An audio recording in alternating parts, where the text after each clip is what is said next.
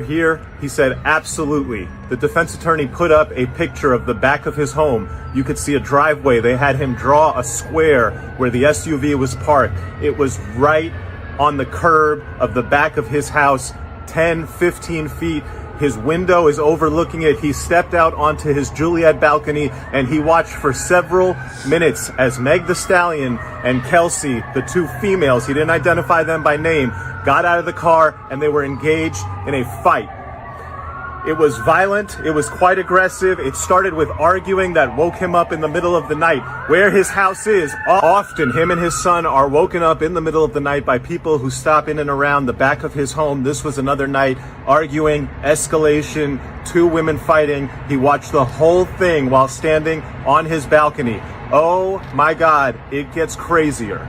As he looked down on a fight that he described as quite violent, he then saw the larger gentleman, this is presumably the security guard Quan, come and violently try to separate them. Eventually, all four were involved in what he called an aggressive, everyone fighting, essentially just a melee, a free-for-all between four people in the middle of the night, right outside of his back window. He said at one point he saw one woman go back towards into the car. At that point, he saw a muzzle flash. Then he said there was a man, and after the first few shots from the woman came off, he saw the man getting involved with the woman and more shots went off. On cross-examination, the prosecutor asked him, did you see the man shoot? He said, yes, I saw the shorter man with a gun shooting violently in the air at least 5 times. Okay, wait, what? That's not what you just testified. Then the defense attorney went back and asked him, I thought you said you... By the way, I think both things could be true. He's saying that he saw Tory shoot in the air, but he saw Kelsey shoot at Meg. Remember the break 3 and 2. Tory's wrestling for the gun. He probably sees that. He probably thinks Tory's beating her up or something like that. And then Tory gets a hold of the gun. She's going to keep fighting Meg. He shoots twice in the air. They kind of stop. She hobbles over to the side.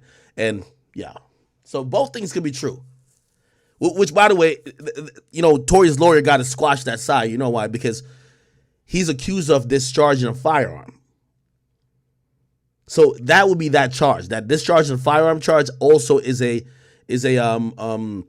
deportable offense. It's a felony, and Tory has to beat all 3 of these.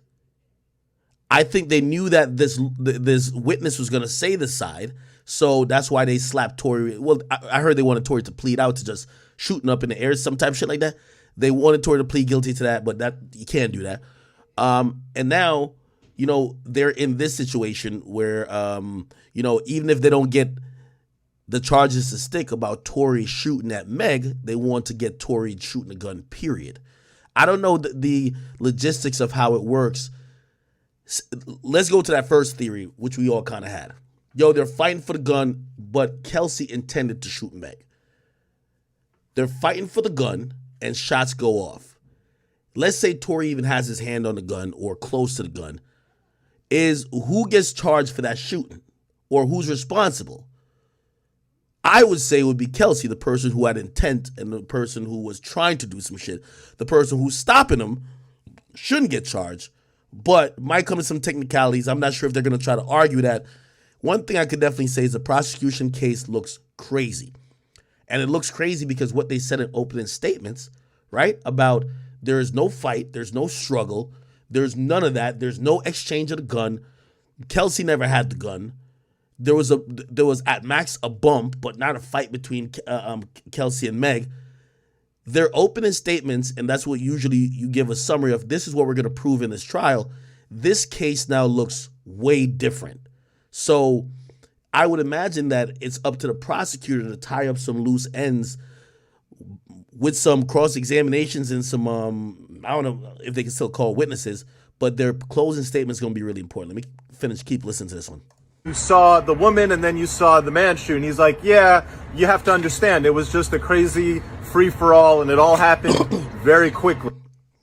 Once again, the dude says he saw the woman, then the man shoot. The first couple shots is from what he believes is a woman. That would be Kelsey.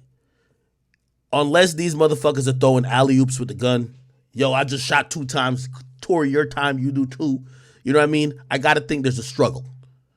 You get what I mean? Like, who does that? Like, you only hear that, like, you know, when some rappers are capping, yo, I threw him my gun, or somebody threw me the gun type shit. You know what I mean?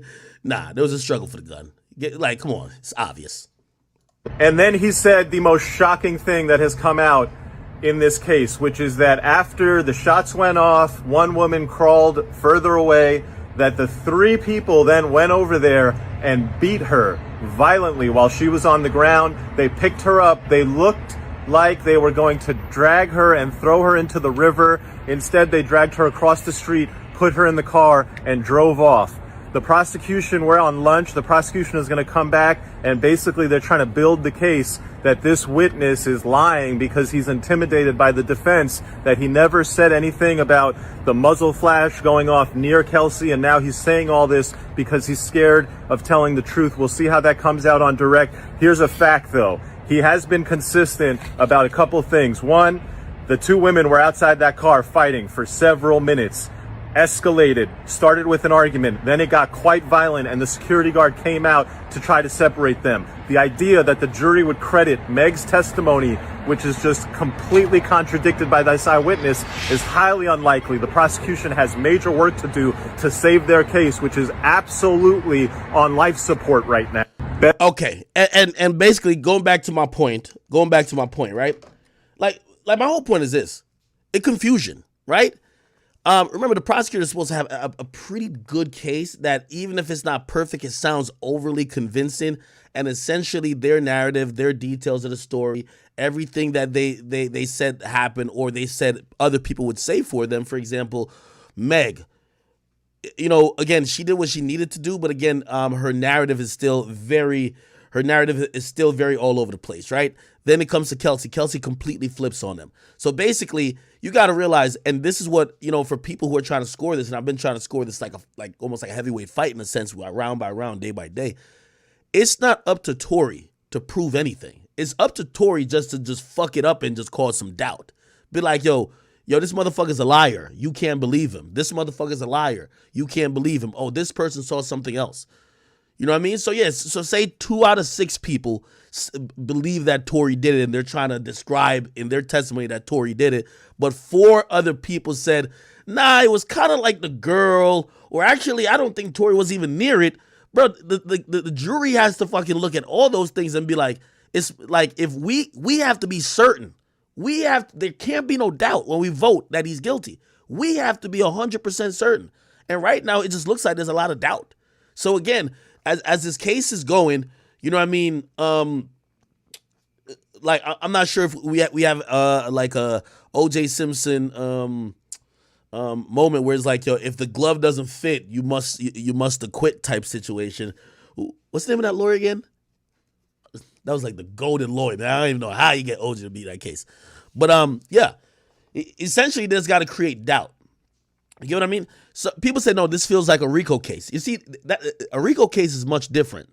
A RICO case is that usually it collapses on each other because, number one, they're going to have a mountain of evidence from shootings and crimes, and they're going to loosely tie you in a theory that y'all are in a gang together and that you're selling drugs over here to get money to buy guns for him over here, or you're paying for some niggas' houses and bails and lawyers, and they kind of tied up in a real loose web.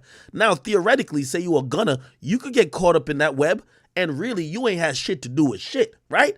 Now, what usually happens is that the reason why RICO cases people never successfully beat them is that it ends up folding. And it folds because what's even stronger than some of these evidence that they're loosely tied. Remember, we started off with the YSL thing. Everybody's talking about what are they talking about? Everybody's talking about, lyrics. Remember when niggas thought it was only lyrics? Oh, it's just only lyrics. They're convicting, or they're prosecuting these dudes over lyrics. Nah, they're not talking about lyrics no more. You know what they've gotten to?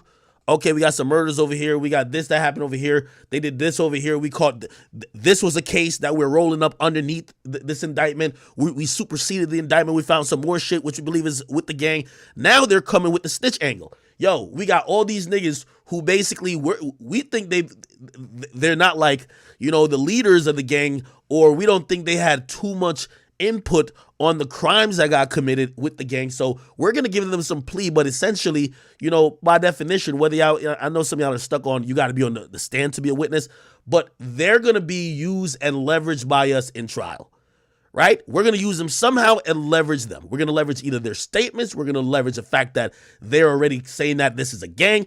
We're leveraging all these things. So now our case looks stronger and stronger. You get what I mean? Like, remember, Brian Steele for Young Thug was first arguing, yo, remember when they brought up Kevin Lyles? Kevin Lyles says, I would leave Young Thug around my kids. Young Thug, he's been the nicest person. He wouldn't hurt a fly. Young Thug, I gave him a label. There is no gang. There is no gang going on. This is just music. They come from a certain place, and you know, the prosecutors mischaracterizing what they see or some people around them that might be employees. They're not a gang. What did niggas cop out to a pleas for? Oh, this shit definitely a gang. That's the point. The more niggas who cop out pleas, so one person gonna get the book thrown at him. It might be Thug. I don't see. I'm gonna look through the rest of the defendants, see if there's any big fish here. The dudes who did the shootings, so there's some dudes accused of shooting people. They're getting like, I gotta imagine 10. Like, fuck a suspended sentence. You shot somebody, you killed somebody, nigga. Fuck the RICO. That would be murder, attempted murder already, brother. So you're going to jail for a long time. They're not cutting you no nice plea, okay? Unless them niggas only get a nice plea, and I think y'all are waiting for one of them to snitch, right? Y'all waiting for one of them to fold to say, yeah, I did shoot that nigga, but Young Thug told me to shoot him, right? Those guys haven't flipped yet. That would be a big revelation once that happens. But the rest of the niggas, they're basically adding to the case. Okay, so what Young Thug was arguing 4 months ago, this is not a gang. We all know it's a gang now, right? Like, I like how everybody was like, oh, everybody's magically acting like everybody knew it was a gang. No, that was your whole fucking argument that this RICO was basically cap. Y'all said it wasn't a gang. The whole thing y'all were arguing is this ain't a gang. Now everybody's accepting of everybody saying, oh, hell yeah, this is a gang. What are y'all doing? You know what I mean? But you know, we're moving the goalposts. Okay, Milagros is live. Let's get back up in this bitch. We're back to the Tory case, man. We're all over the place. All right, I might even join this bitch. Come on, let's go. No.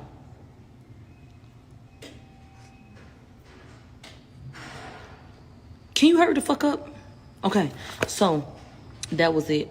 They brought in, Officer Diaz. We've already spoken to Officer Diaz, but Officer Diaz comes back. They said, were you involved in the investigation for a domestic situation? He said, yeah, we got a call about a shooting. They said, as you got to that location, did you talk to Sean Kelly? He said, yeah, I did. He told me that he looked out of the window and he saw a Cadillac with the rear door open, and he saw women fight in and outside of the car. And it took me about 15 minutes from that phone call for me to get there. They said, did you ask for a description of the shooter? He said, I don't recall. He showed him the paperwork. He said, no, I never asked him about the shooter. So while they sitting up here trying to paint a picture that you never said that it was a woman that shot, he was never asked. Let's be very clear. Okay, Detective Stogner is now on the stand. They said, you the lead detective, right? And they said, yeah. They said, you in charge of follow-ups, huh? He said, yeah. They said, July 16th, did you follow up with Sean Kelly? He said, over the phone.